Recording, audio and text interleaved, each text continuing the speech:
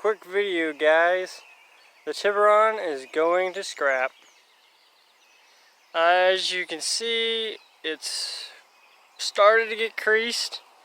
My younger brother Isaiah is practicing his creasing. He's definitely not done yet. It just got too hot. He decided to give it a break. So it looks like he's got 3 creases going on here. I told him he could do this fender, because it hammered my truck when we were pulling it out. If you guys have watched the tiburon videos prior to this, which you probably haven't, this vehicle was bought in, oh my goodness, I don't have a clue. I wasn't even driving then. My dad bought it after his Jeep Cherokee got rear-ended by a Mercedes SUV. He bought this for 900 bucks. Drove it for I think a year. They got the white Jeep Cherokee. This started acting up, so they parked it. And then they figured out that whoever had it before us turned the throttle all the way up, and that's what was causing the issue, so we turned it back down.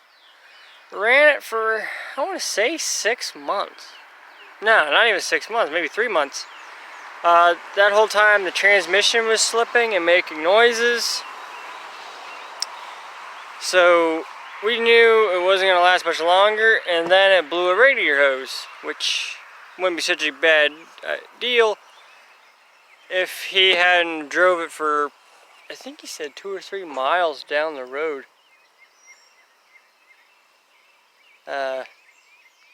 Without water in it, and then it shut off on him and he had to coast to the side of the road.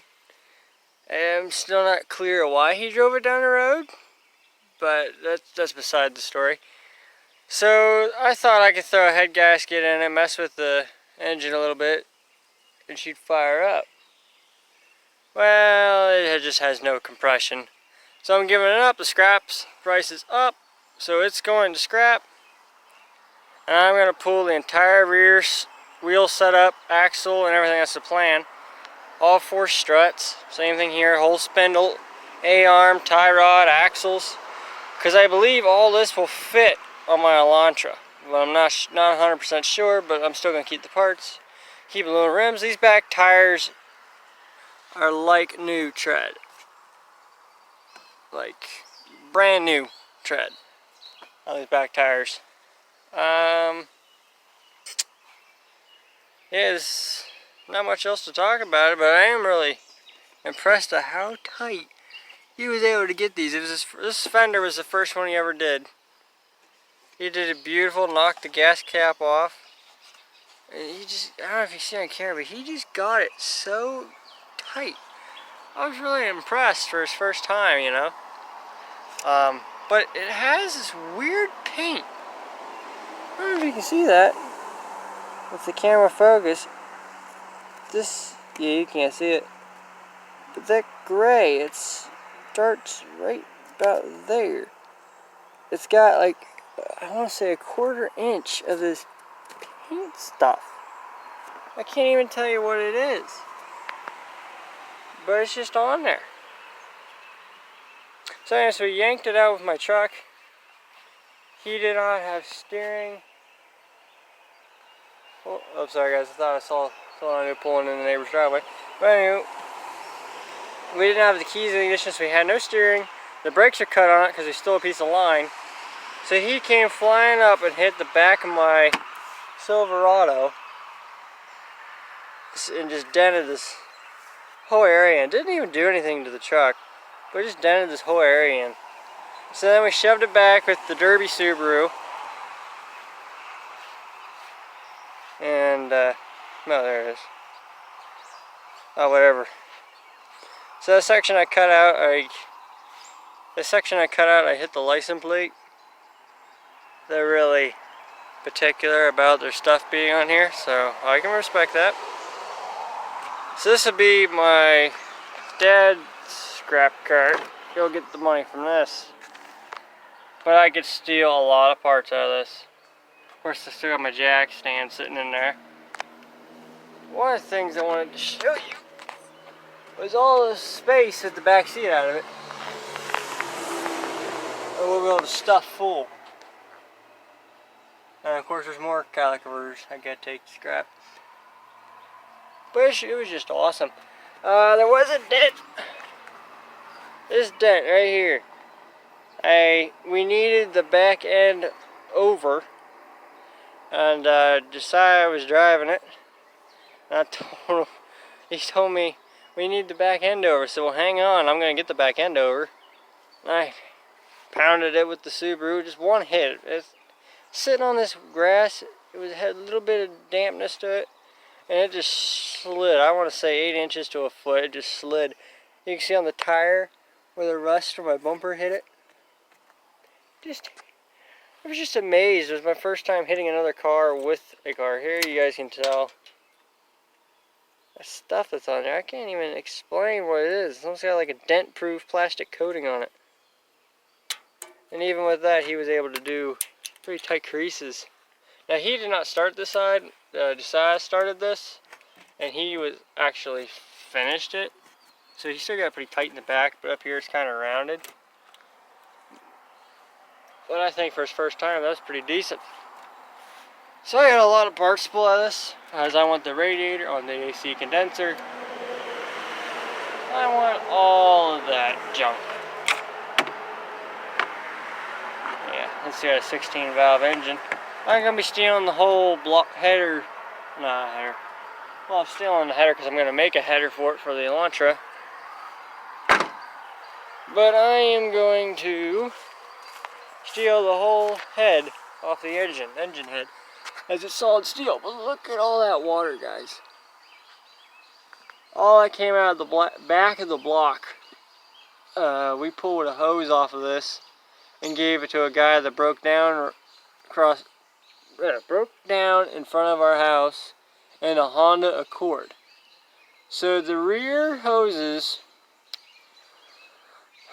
for your heater core on the back of the block, your inlet hose on a Honda Accord is the exact same on a Hyundai Tiburon.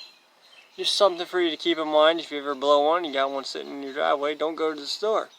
But you can plainly see the greenness in that. That is definitely coolant with a mixture of water. But yeah, it's hard to believe, seeing this sitting on there, that we could actually fit 2 vehicles on there. But literally, if we take that toolbox off and set the wheels right where the edge of that toolbox is, the hood will stick out over there and the wheels will be there. And then back here, do the same thing, where the wheels are on the edge and the hood's hanging out over the edge of it, and you got a red flag in the end. You can carry 2 cars. We can actually fit my dad's Cobalt and my Elantra. Well, we can actually fit the Cobalt and the Subaru on there. I measured. I even took away a couple inches to make sure it fit. So yeah, I think I also measured we can throw the Jeep Cherokee and the Subaru on this at one time. So that means we should be able to fit an Equinox. I might be getting on here with a car, but that's not sure if that's going to happen. But this is going to be a long enough video. I should let you guys go. I promised my brother that I would get his creasing on here so he could show people a couple years from now his first car he creased. He's super pumped about it. I'll wait for this truck to go by.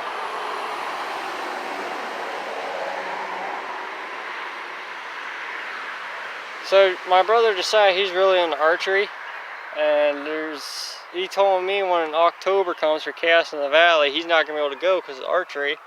Well, he was sitting in this car when I was slamming the back of this, which, here, hold on a second.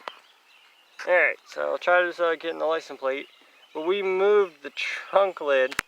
It sticks out here, comes up normal here, and tucks in here, shattered the headlight.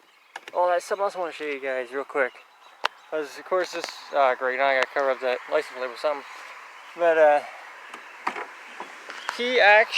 actually hit him hard enough to shatter the speedometer cover. I don't know if you guys can see that or not.